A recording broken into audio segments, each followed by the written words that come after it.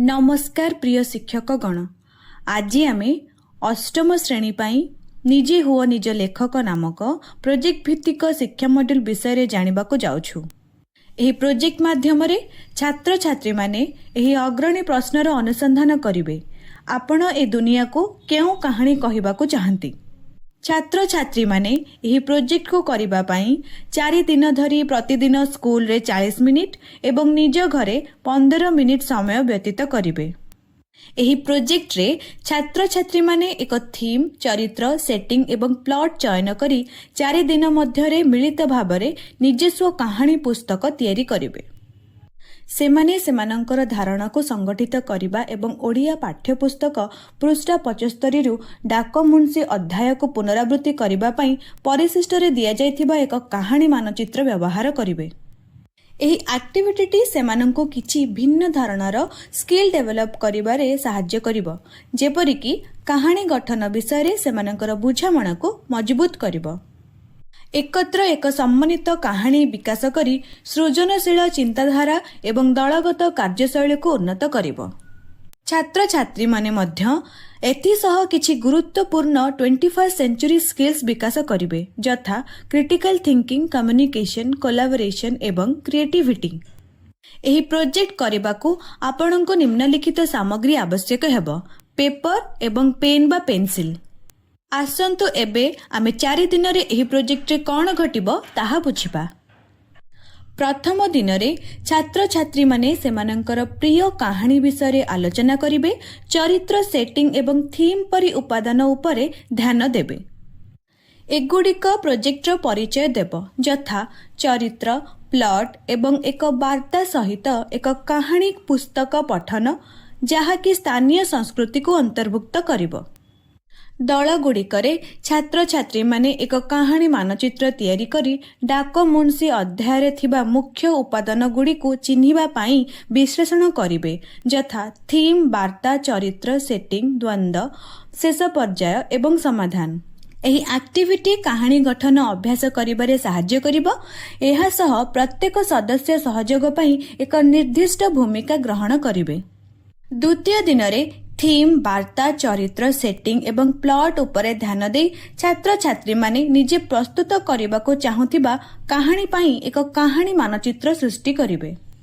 दल गुड़िकरे सेमाने प्रथमे कहानीर थीम एवं वार्ता व्याख्या करिवे एवं एही कहानी द्वारा सेमाने दुनिया को कौन व्याख्या करबाको चाहुचंती ताहा निश्चित करिवे। परवर्ती समय रे सेमाने विशेष्य और विशेषण व्यवहार करी निज कहानी रे रखिबाको चाहुथिबा नायक एवं विरोधी परि चरित्र गुड़िक सृष्टि करिवे।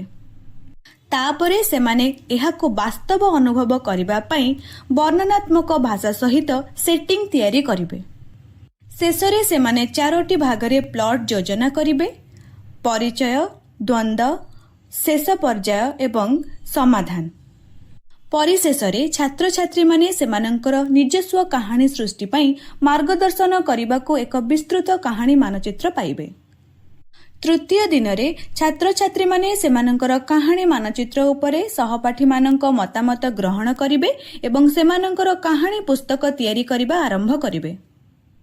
जोड़ी रे प्रत्येक दल सेमानंकर थीम, चरित्र, सेटिंग एवं प्लॉट परि मुख्य उपादान गुड़ी को अंतर्भुक्त करी कहानी उपस्थापना करिवे। अन्य दल परिचय, द्वंद्व, तर्क एवं प्लॉट प्रवाह परि क्षेत्र गुड़िक उपरे मत प्रदान करिवे। एहा परे दल सेमानंकर 5 रु 6 पृष्ठार कहानी पुस्तक उपरे कार्य आरंभ करिवे। लेखक, चित्रकार एवं संपादक परि भूमिका न्यस्त करिवे। सटीक विराम चिन्ह सहित बही रे एक कवर, प्लॉट पृष्ठ एवं विजुअल अंतर्भुक्त रहिबो।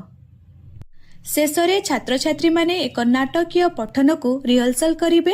अंतिम प्रदर्शन प्रस्तुति पई वर्णनाकारी, चरित्र, अभिनेता एवं ध्वनि प्रभावक परि भूमिका न्यस्त करिवे। चतुर्थ दिन रे छात्र छात्री माने सेमानंकर कहानी को बुझाइबा पई स्वरर मॉड्युलेशन, फेशियल एक्सप्रेशन एवं ध्वनि प्रभाव व्यवहार करी सेमानंकर कहानी पुस्तक उपस्थापना करिवे। प्रत्येक दल उपस्थापना करिबा परे दर्शक माने मतामत प्रदान करिवे। ଏହାପରେ ଶ୍ରେଣୀ ବିଦ୍ୟାଳୟ ସଭାରେ ପଢ଼ିବାକୁ ସର୍ବୋତ୍ତମ କାହାଣୀ ପାଇଁ ଭୋଟ ଦେବ। ଶେଷରେ ଛାତ୍ରଛାତ୍ରୀମାନେ ସେମାନଙ୍କର ଅଭିଜ୍ଞତା ଉପରେ ପ୍ରତିଫଳିତ କରିବେ। ସେମାନେ ଯାହା ଉପଭୋଗ କରିଥିଲେ ଏବଂ ଭବିଷ୍ୟତରେ ପ୍ରୋଜେକ୍ଟ ମଧ୍ୟରେ ସେମାନେ ଭିନ୍ନ ଭାବରେ କ'ଣ କରିବାକୁ ଚାହିଁବେ ତାହା କହିବେ।